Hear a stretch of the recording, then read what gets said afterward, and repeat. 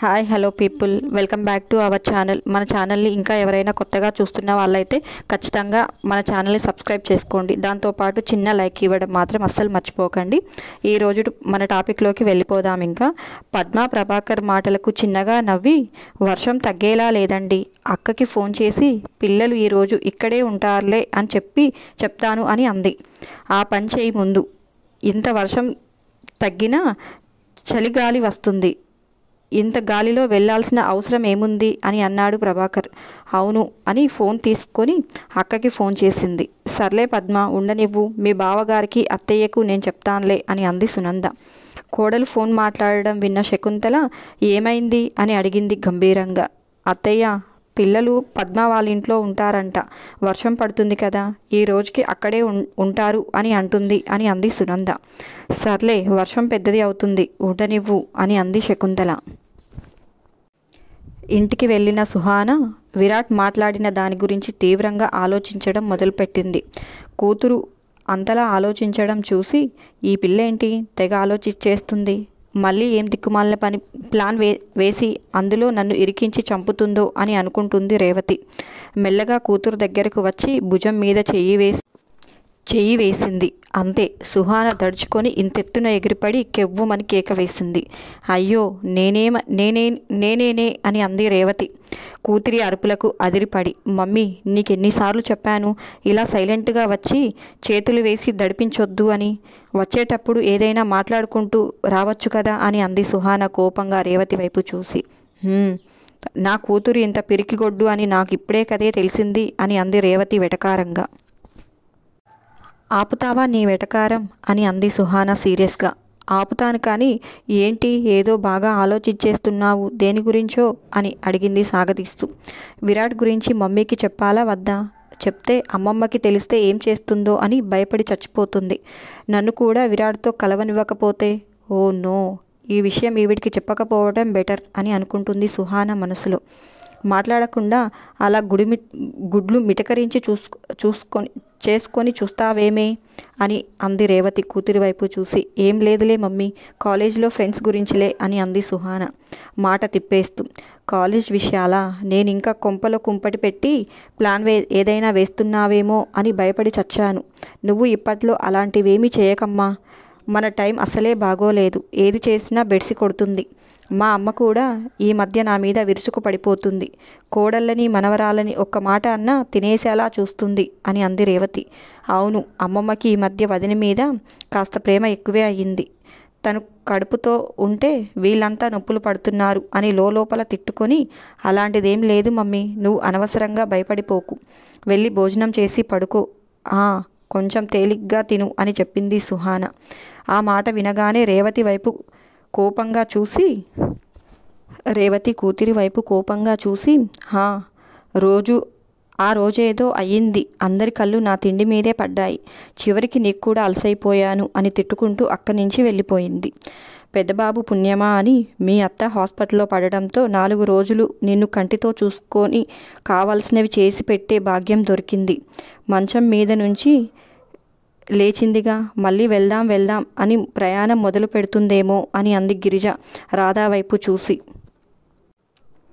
ఎప్పటికైనా వెళ్లాల్సిందేగా మమ్మీ, చెప్పటం లేదు కానీ అక్కడ బావ కూడా ఇబ్బంది పడుతూ ఉంటాడు, బావ మంచితనాన్ని కూడా వాడుకోకూడదు కదా మమ్మీ అని అంది రాధ. కూతురు మాటలు విన్న గిరిజ ముద్దుగా వేలు విరిచి దిష్టి తీసి, నిజమే బంగారం, అల్లుడు కూడా ఇబ్బంది పడుతూ ఉంటాడు, ఈసారి ఇద్దరు కలిసి రండి నాన్న, అప్పుడు 4 రోజులు ఎక్కువ ఉన్నా బాధ ఉండదు అని అంది గిరిజ. సరే మమ్మీ అని అంది రాధ. శివ మొన్నేదో పొడి చేస్తాను, నరికేస్తాను అంటూ ఏదేదో మాట్లాడి వారం రోజులు అయినా వీడు ఇంత సైలెంట్గా ఉన్నాడంటేనే నీకు ఏదో అనుమానం రావడం లేదా అని అంది శక్తి శివ గుండెల మీద తల పెట్టుకొని. వాడు సైలెంట్గా ఉంటే నీకు టైంపాస్ అవుతున్నట్లు లేదనుకుంటా అని అన్నాడు శివ వెటకారంగా.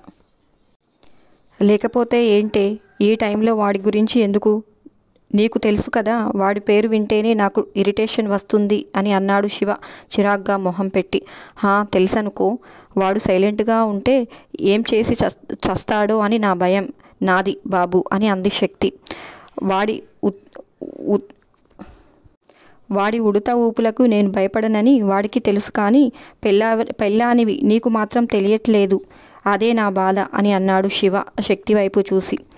వాడిని మరీ అంత తేలిగ్గా తీసుకోకు మగాడా, ఉడతతో పోల్చి దాని అందం పాడు చేసుకోకు అని అంది శక్తి.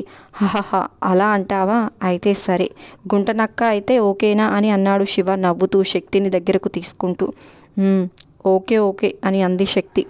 దగ్గరలో ఎలక్షన్స్ ఉన్నాయే, మన మీద ప్రేమతో కాకపోయినా వాడి అబ్బ కోసమైనా కొంచెం కామ్గా ఉంటాడులే.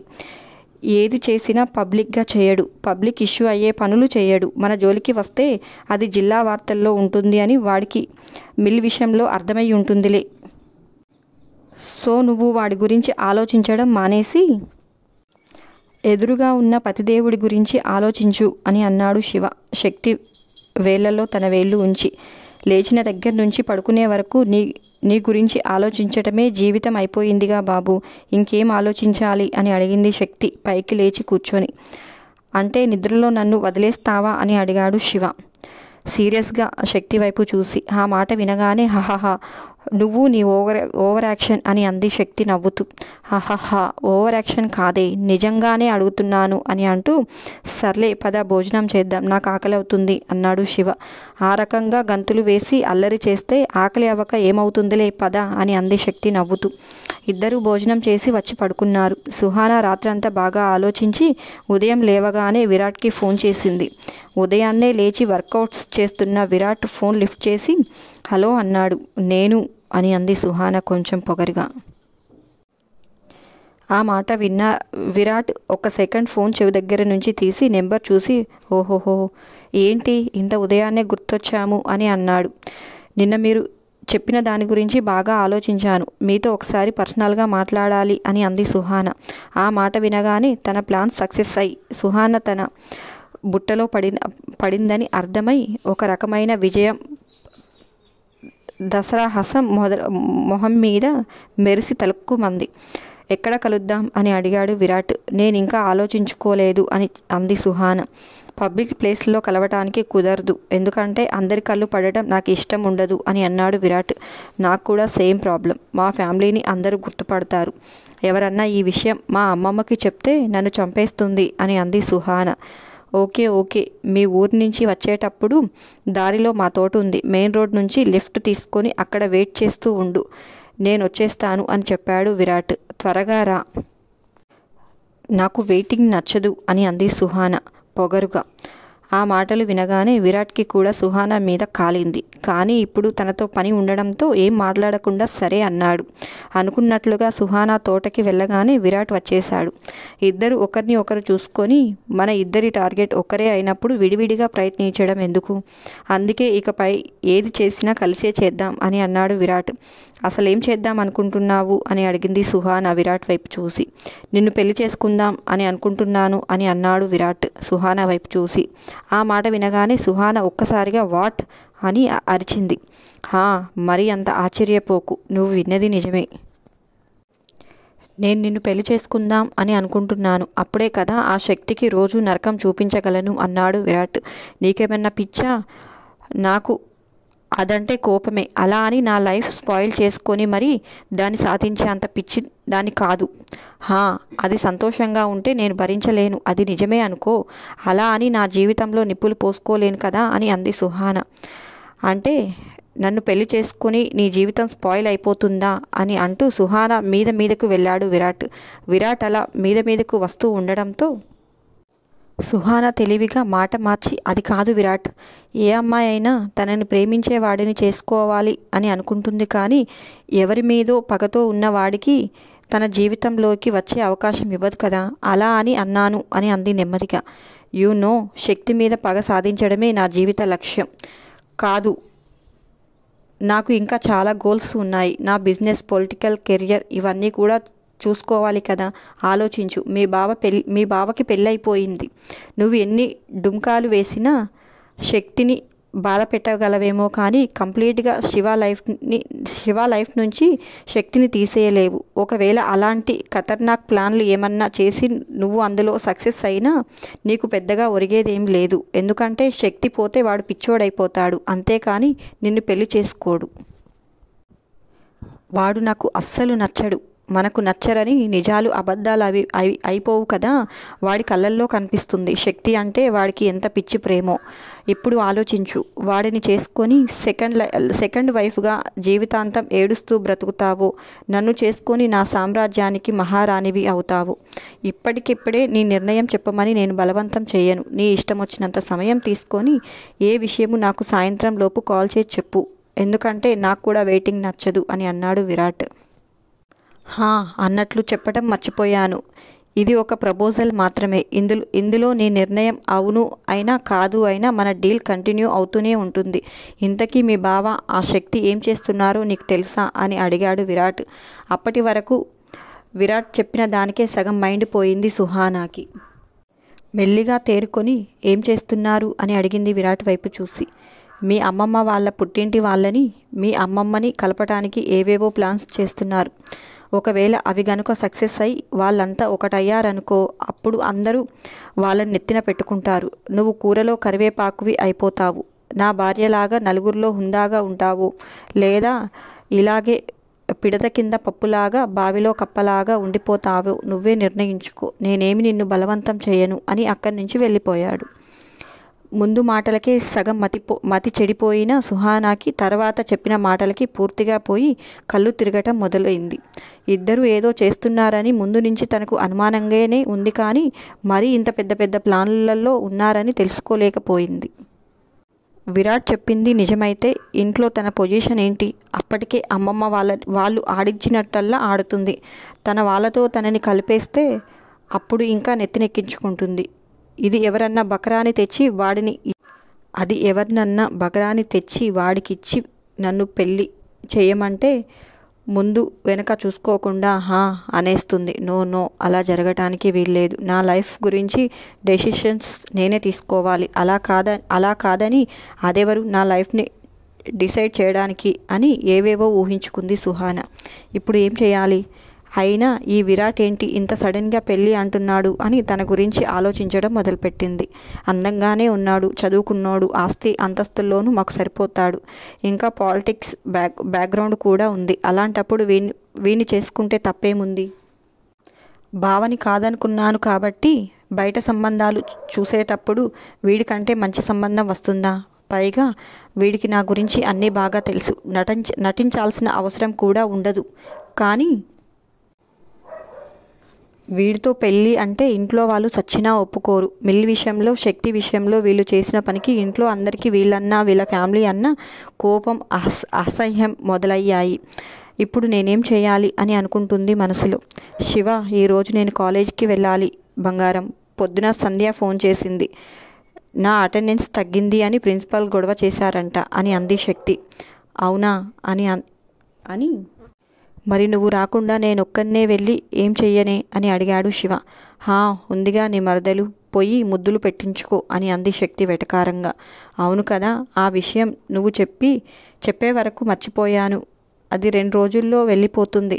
ఎందుకు ఆ ముద్దులు మిస్ అవ్వడం? అలాగే నువ్వు చెప్పినట్లే వెళ్ళి అది పెట్టినన్ని పెట్టించుకుంటానులే శివాంగి అని అన్నాడు శివ నవ్వుతూ. ఆ మాట వినగానే శక్తి కాలేజీకి రెడీ అవుతూ డ్రెస్సింగ్ టేబుల్ దగ్గర ఉండడంతో పౌడర్ డబ్బా తీసి విసిరింది. శివ దాన్ని క్యాచ్ పట్టుకుని, ఏడవకు, నేను కూడా ఈరోజు వెళ్ళనులే. నాకు కూడా కొంచెం పని ఉంది, అది కంప్లీట్ చేసుకుంటాను అని అన్నాడు శివ. ఏం పని అని అడిగింది శక్తి. మొన్న వరుణ్ ఫోన్ చేసి ఏదో కావాలి అన్నాడులే, అది తీసుకొని పార్సల్ చేసి పొలంకి మందులు కొట్టాలంట. రంగయ్య వాళ్ళ అబ్బాయి వస్తున్నాడు. పోయినసారి డాడీ ఏదో తీసుకురమ్మంటే వేరే మందులు తీసుకువెళ్ళాడంట. అవి పని చేయక తెగులు పట్టింది అని నానా మాటలు తిట్టింది. అందుకే ఈసారి దగ్గరుండి తీసుకొని ఇప్పించమన్నారు అని అన్నాడు శివ. రెండో పని ఓకే, మరి మొదటి సంగతి చెప్పి సగం చెప్పలేదు అంటూ శివ మెడ చుట్టూ చేతులు వేసి, వరుణ్ ఏం పంపించమన్నాడు అని అడిగింది శక్తి కళ్ళు తిప్పుతూ. శివ కూడా శక్తి చుట్టూ చేతులు వేసి సీక్రెట్ చెప్పకూడదు అని అన్నాడు నవ్వుతూ.